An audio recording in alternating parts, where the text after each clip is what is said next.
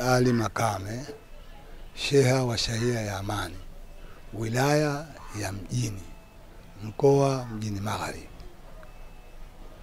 Katika shehia yangu ya Amani, shehia iko salama, mipaka salama.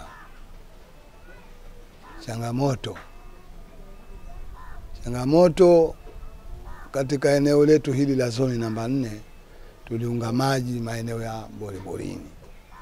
Kwa bahati nzuri tumepata bahati ya kutengenezewa barabara kutoka kule njia kwenda daraja bovu ya kujia skuli ya Kilimahewa juu na kuelekea Shauri Moyo skuli. Kwa hiyo yale mabomba yamepata athari kidogo.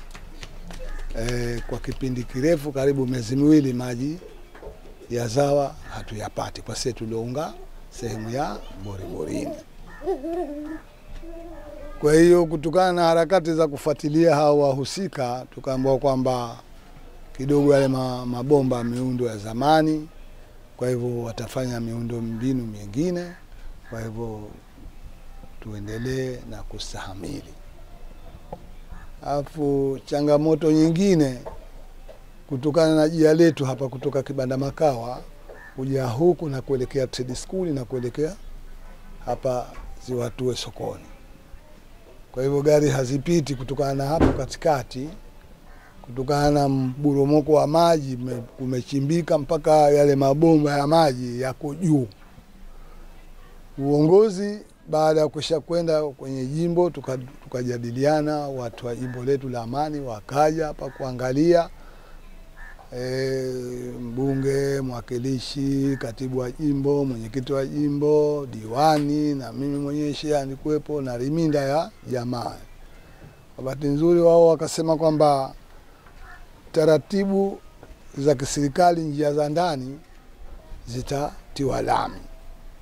Ikitiwa kifusi inakuwa kinachukuliwa kile kifusi. Kwa hiyo tulichoomba zaidi kwamba pamoja na hivyo tusaidiwe japo katika ile eneo la kufukiwa haya mabomba yasiwe juu kiasi hichi. Kwa hiyo wakasema wataingia sehemu za UDB huko ili kwenda kushauriana nao ili waje pale kuangalia nini kitachofanyika. Lakini mpaka leo bado yale mabomba yako wazi na ndo mvua zinaendelea kunyesha, sijui huko mbele itakuwaje. Alafu swala jingine la kuhusu usalama hawa ndugu wananchi wanaotembea kwa nyakati zote wenyewe za kwenda kutafuta mahitaji. Hapo kipindi cha nyuma tulikuwa mara nyingi wanakaba kwabwa na kujalalamika kwamba amenyang'anywa simu yangu na hivi na hivi. Kwa vile uongozi wa shehia kutokana na kikundi chetu cha polisi jamii tukaanza msako na kuhangaika. Kwa bahati nzuri kwa kipindi hichi kirefu sasa hivi hatujasikika kukamatwa watu kwa mapanga kunyang'anywa simu zao. Na baadhi ya hao reminders ambao walikuwa wakifanya matokeo kama hayo, baadhi ya wengine wamefungwa jela. Kama kwenye shehia yangu watu 4 wale wako jela, ambapo wao ndio walikuwa hawasikia nani wala nani, kazi yao kudhulumu watu tu. Na wakati sheria inasema usizulumu usizulumiwe, lakini wao hawapiti huko.